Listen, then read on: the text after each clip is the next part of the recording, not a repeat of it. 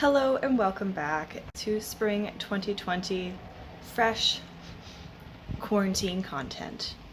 Oh yes, it is a time for staying home, staying safe, baking, having tea parties for one. I'm doing all of those things today and I would like you guys to join me. So today we are making two different kinds of scones. Now scones are so easy, you're gonna wonder why you haven't been making them all along. I love to have my friends over for tea parties when I can, or go over to their places for tea parties. Now scones are travel really easily as well, and you can bake them, like make the dough and then bring it with you and then bake them right off and impress all of your friends. So the two kinds of scones we're making today is going to be blueberry vanilla and lemon poppy seed, very spring inspired flavors. So without further ado, let's get baking. That's the best. Okay, after you pet cats, then you can go bake. Oh, sweet baby angel. Okay, let's go bake. Before you get started, grab yourself a bowl and a spatula and have on hand a pan that has some parchment on it. For a recipe that yields 1 pad of dough, which is 6 scones, you will need 2 cups of flour, 1 tablespoon of baking powder, anywhere between 3 tablespoons to ½ cup of sugar, a ½ teaspoon of salt, 1/3 cup of chilled earth balance. It's even better if you have the sticks of earth balance, and around a ½ cup of milk. For our blueberry vanilla scones, you will need around a teaspoon of vanilla extract and ½ cup of either frozen or fresh blueberries. If you're using frozen, make sure that they stay in the freezer until you are ready to use them. For our lemon poppy seed scones, you will need 1 fresh lemon and 2 tablespoons of poppy seeds. Before we get started, turn your oven on to 350 bake to preheat because these are not going to take very long.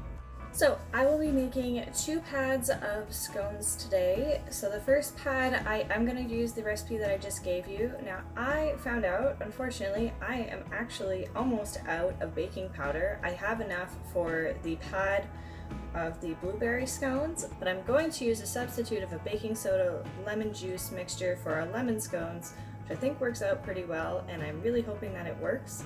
So we are learning together today in case you as well cannot just go out in self-isolation fashion and pick up some baking powder on a whim. So we are going to start with our 2 cups of flour. Now you want actual even cups of flour. You don't want any extra dryness in your scones. First recipe, I'm going to use a tablespoon or around a tablespoon of baking powder, a ½ teaspoon of salt, and I'm going to use just 3 tablespoons of sugar because that is a lot of sugar, ½ cup. Ooh. If you're into that kind of thing, like no judgment, but we are going to put some sugar on top of these, so you don't really need that much sugar in them, and the fruit is naturally sweet as well. And that's it for our dry ingredients. So we're gonna give that a stir before moving on to our wet. So now I'm gonna add my 1/3 cup of earth balance, and you can see that it's chilled. It's gonna go right into the mix. You're gonna cube it similar to making biscuits. Now I've started pinching the dough in order to break down the butter just a little bit more because you want the flour and butter mixture to be kind of sandy by the time you're done. Alright, so now we've got this sandy texture happening in the bowl, and that is when we are going to add our vanilla. That's going to be a teaspoon. I'm going to do a tablespoon. I love vanilla. Mix that in, and now this is the fun part, because although it is around a ½ cup of milk, it's around a ½ cup of milk, and you want to get the perfect texture of scones here. So we're going to gradually add the milk in order to get the perfect texture.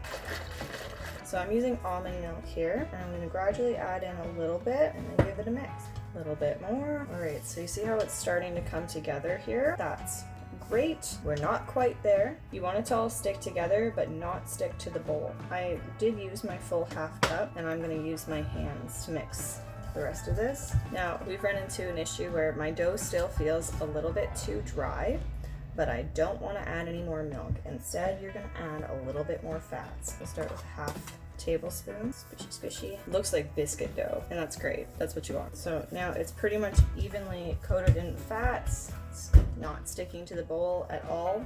That's great. Now we got to add the blueberries. Extra precaution before I add the blueberries, I'm just going to open up the dough a bit so that the blueberries get inside a little easier. ½ cup of blueberries here.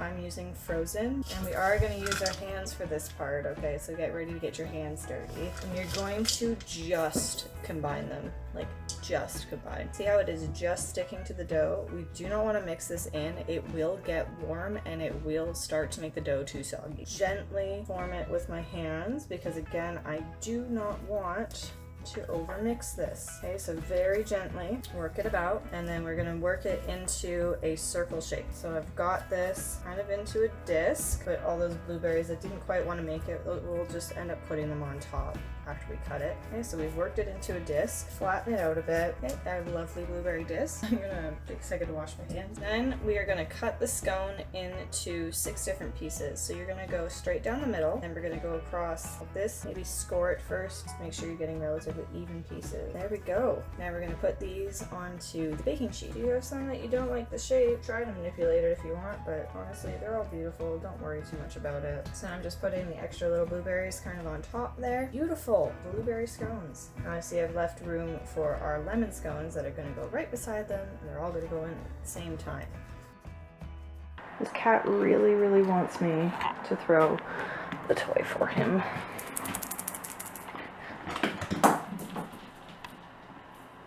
He's been waiting so patiently for mommy to play fetch. Hey, baby.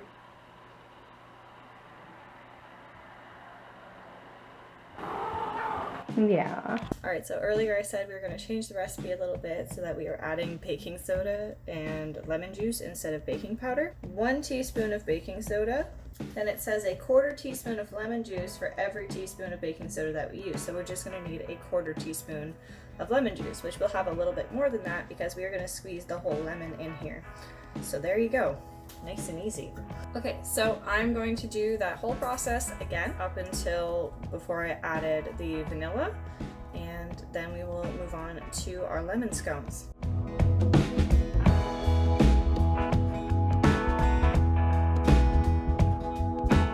All right, we are back where we left off. So we've got our sandy, floury, buttery mixture. And now the next thing we're gonna do is zest the lemon. So I'm gonna take the lemon and a zester, do the whole thing. I like to go like top to bottom and then kind of rotate and keep going up and down.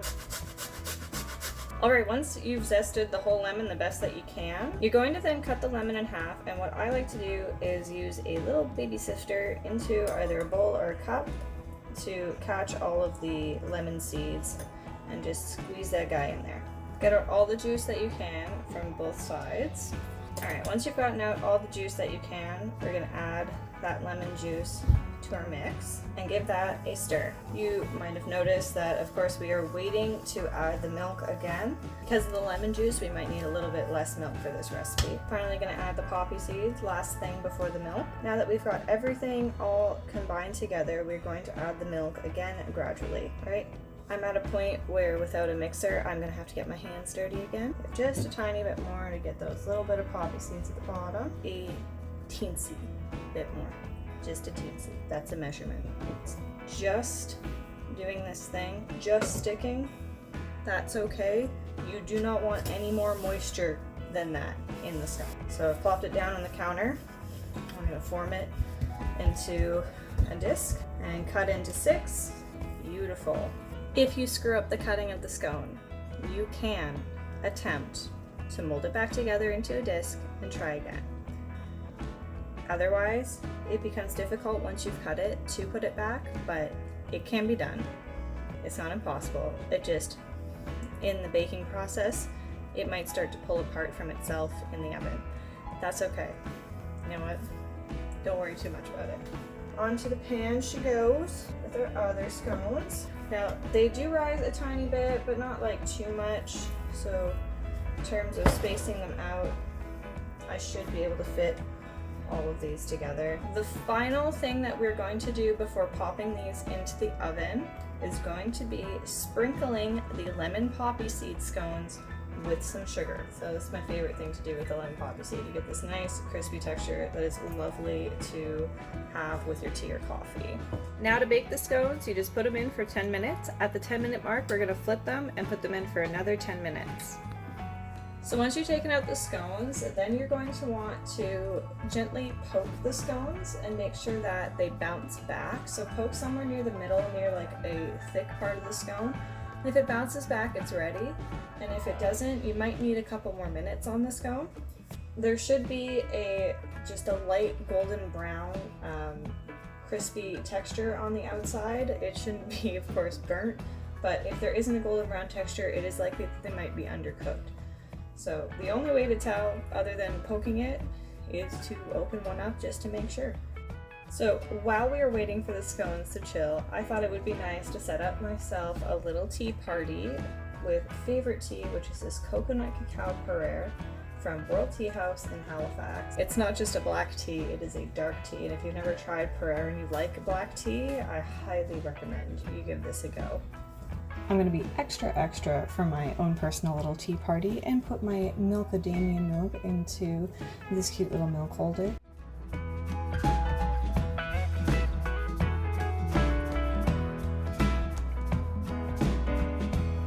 Once the scones start to cool, you can take them off of your parchment and put them onto a cooling rack for a couple of minutes. They're best served when they're freshly baked and just a little bit warm.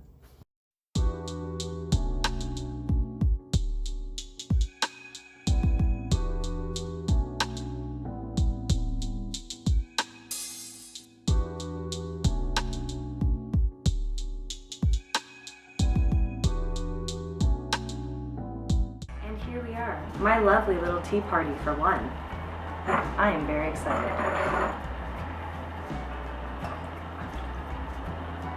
Okay, so I think I'm going to break into this lemon scone first. Nice and crispy. Scone ASMR. Nice and fluffy. And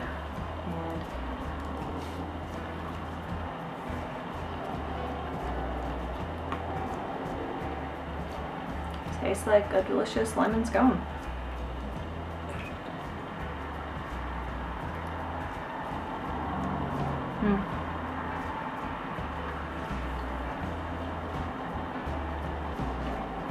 It's a light, pleasant flavor. Probably like with a fresh lemon, like a fresher fresh lemon.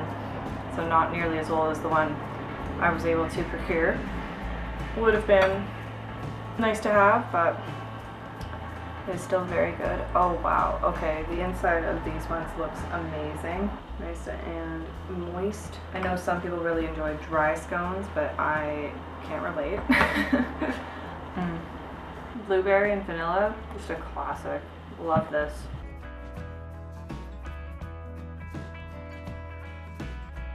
Well, that's my afternoon.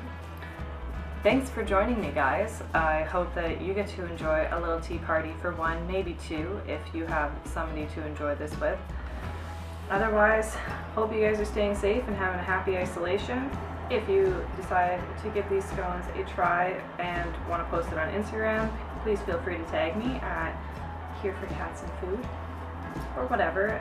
Remember to like, share, comment, subscribe. Let me know if there's any fun recipes you guys have been hoping to try, and you might just find out that they're a lot easier than you think they were. So thank you for joining me. Hope you guys have a great day. Bye!